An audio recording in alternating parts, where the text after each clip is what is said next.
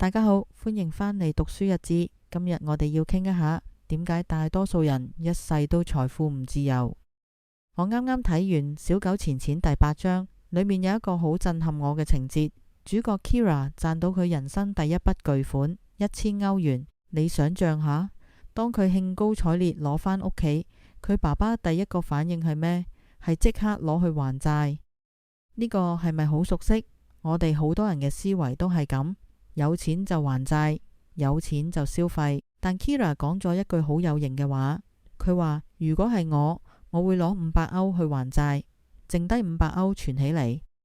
點解？因為個500歐就係佢嘅我。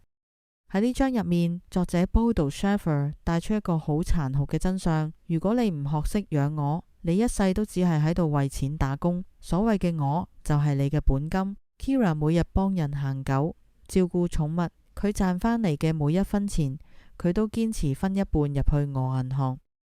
好多人會話我都唔夠錢用，點存啊？但你睇下 Kira， 佢只有12歲，佢同特倫夫太太聊天，發現原來有錢人嘅話題係股票，係基金，係點樣令資產增值。佢明白到賺錢唔係單靠勞力，而係靠你對金錢嘅分配能力。如果你今日嘅財務狀況令你覺得好大壓力，可能唔係因為你賺得少，而係因為你殺咗太多隻鵝，你將所有蛋都食晒，甚至連鵝肉都食埋。今日我想問你一個問題：你銀行入面有冇一隻識生蛋嘅鵝？如果冇，你打算幾時開始養？一、建立你的鵝賬戶，唔好等有閒錢先存。由今日開始，無論收入幾多，強制將10%到50%撥入一個只准進不准出的投資賬戶，呢個就係你嘅鵝。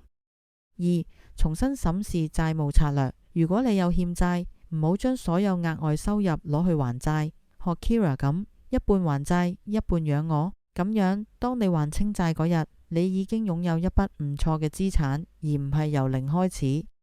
三、主動尋找有錢人嘅對話，留意身邊有冇好似特倫夫太太或者 Mercer 咁樣嘅人，多啲同佢哋交流賺錢嘅方法，而唔係聚埋一齊抱怨物價高。